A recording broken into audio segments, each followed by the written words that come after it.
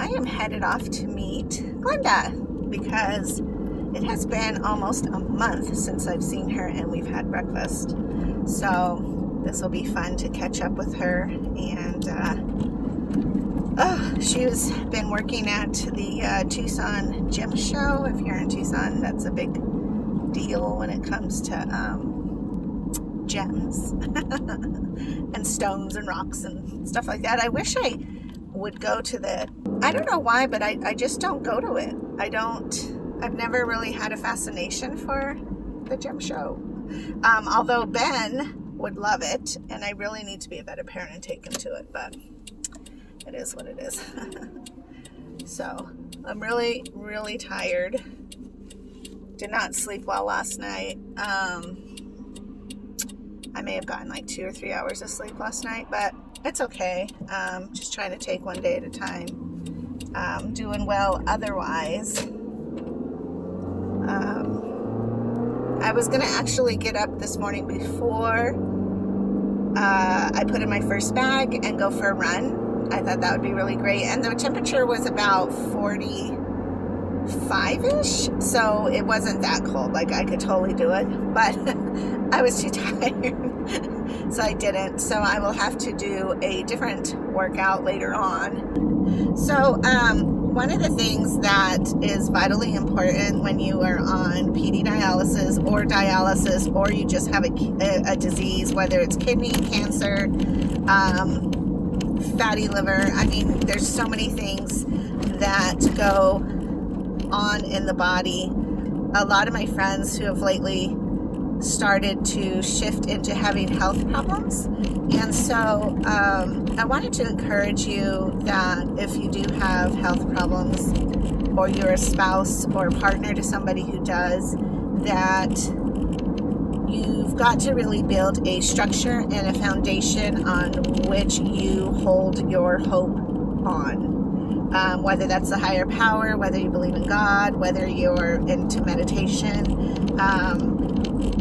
whatever religion, or I don't want to say religion, but spiritual guide you follow, it's very important to have that footing and have that foundation, because even though, and I have a phenomenal support team, there's nothing they can do to get me through the dark times when I struggle, because when you have a disease, you struggle.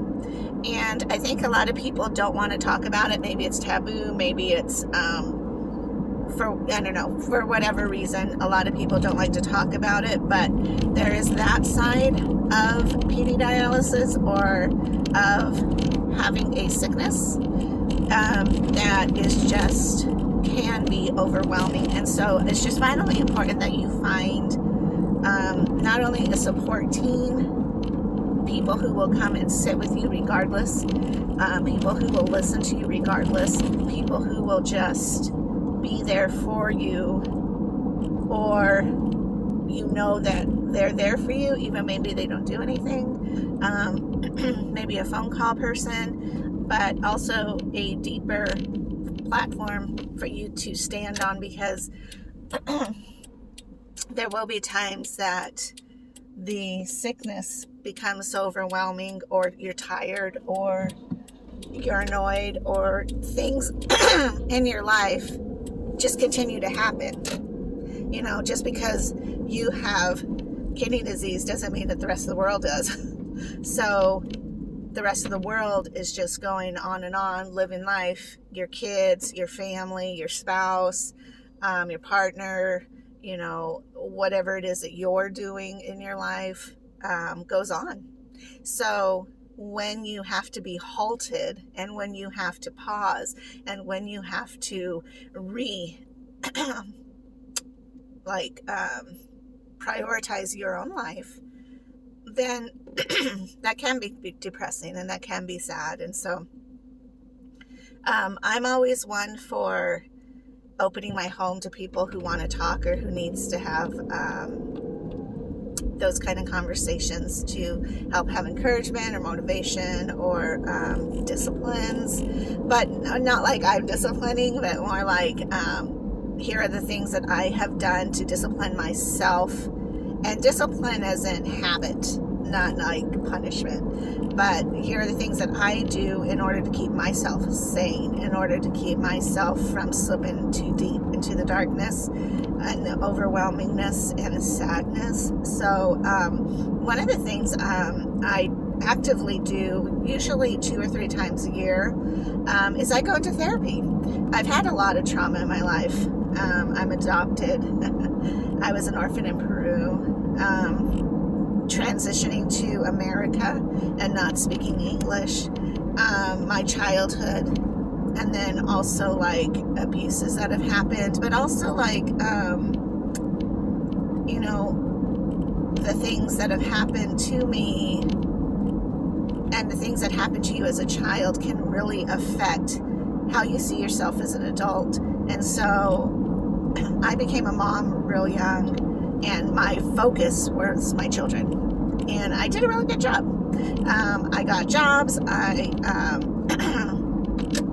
went to college. You know, like I did what I had to do to get a roof over our heads and to keep us into survival mode. But one of the disadvantages of that kind of situation for me was that I learned to compartmentalize my trauma from before and things that I was going through, because I was in such survivor mode that I had to, so I didn't have time to deal with a lot of stuff.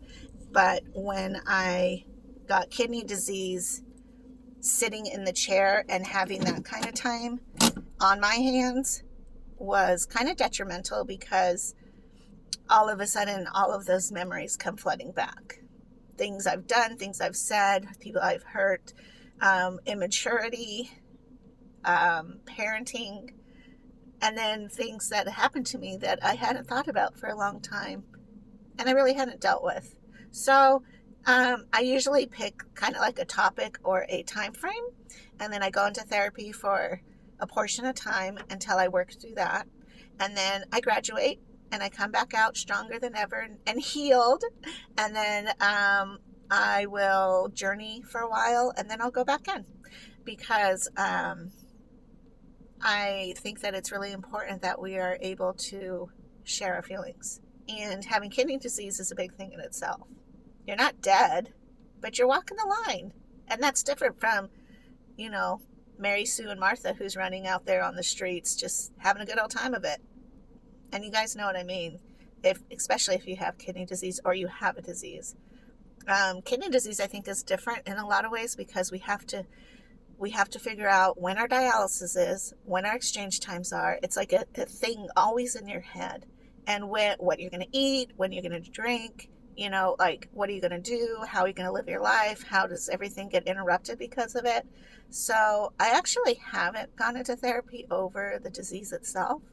Because for right now, I'm really good with that part. It's other things that I need to deal with. So I just want to be a positive voice for therapy, and a positive voice for if you need help, because we all need help. We're all messed up in our own way, and that's okay, because that makes us uniquely beautiful and helps us survive. And the biggest thing that I take away from all of my traumas and things that I've been through is, like, I can talk to parents who have adopted children, and I talk with adopted kids, because we have like a connection. We understand there's a difference in us. Foster kids, kind of the same way, you know, like you have abandonment and rejection issues, and it's hard. So one thing I didn't realize with that was on PD dialysis was that when I'm left out of things because I have to do my dialysis, that gets triggered, my abandonment and rejection, even though that's not really happening. Like, sure, I can't jump into the car and go to the beach, but I could. I just have to plan it. But sometimes that's not the option of planning it necessarily, the way that normal people can just jump in a car and go. So I just have to like that. And that's another reason I'm going in therapy, is because you have to really come to grips and understand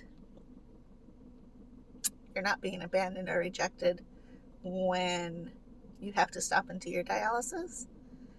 But being a person who that happened to can be difficult. On the other hand, I've talked to a couple of people who are like so happy when they do the exchanges because they're like, I get away from my family. I'm like that's funny, you know, like that's pretty cool. And I focus a lot on what is it in that hour that I'm doing. So I like to watch Beth Moore and Darius Daniels on YouTube. And so I usually do that on my 9 o'clock exchange. And then at noon, I'll watch Canadian sheep farmer or sheep person. I don't know. I love watching her sheep and her channel. She's great. Sandy Brock. So I watch her at noon. And then like there's other nutritional things that I'll watch in the afternoons when I do my exchanges. So I just constantly use YouTube actually more so as a educational time. And then I'll watch a lot of shows on like Netflix and Hulu and Disney. So I'm currently watching The Mandalorian. I love Star Wars. And so, you know, it's just things like that that have to keep you uplifted and things like that that you have to focus in on. Because yeah, so you're not out with the family at the beach right now, but you still have to work at keeping yourself positive. And this is what I'm going to do to keep myself positive. So anyways, I better go in because Glenda's probably waiting for me. I love you guys. Thanks for your support, and I will be back.